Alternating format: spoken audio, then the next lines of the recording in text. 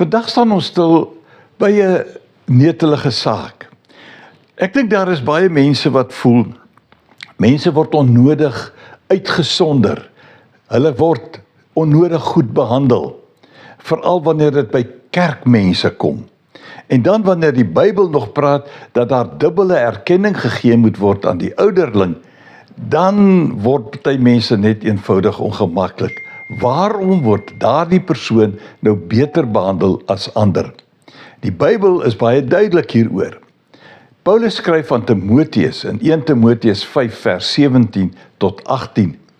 Die ouderlinge wat goeie leiding gee, behoort dubbele erkenning te kry. Veral die wat hard werk deur te preek en onderrig te gee. Want die skrif sê, jy mag nie 'n bees waarmee jy graan dors se bek toebind nie. En ook die arbeider is geregtig op sy loon. Nou hier het ons weer te doen met iemand wat besoldig word of wat erkenning kry vir dit wat hy in die gemeente doen deur prediking en onderrig ensovoorts. En die dubbele erkenning beteken nie dat hy 2 keer soveel betaal moet word as iemand anders nie. Maar sy erkenning lê in dit wat hy is. Hy is in die eerste plek deel van die gemeente. Hy moet sy plig daarin volgens nakom. Maar dan is dit ook so dat sommige lidmate van 'n gemeente, van 'n geloofsgemeenskap meer as ander doen deur te preek en deur onderrig te gee. En ek glo dit is die dubbele erkenning wat so iemand kry.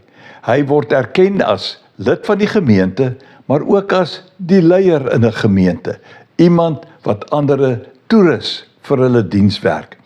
En dat daar vergoeding aan so 'n persoon gegee behoort te word, erkenning aan so 'n persoon, is absoluut Bybels.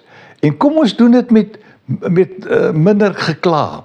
En doen dit omdat dit die regte ding is om te doen. En ek glo, dan word hierdie uitdrukking, die arbeider is geregtig op sy loon, bewaarheid.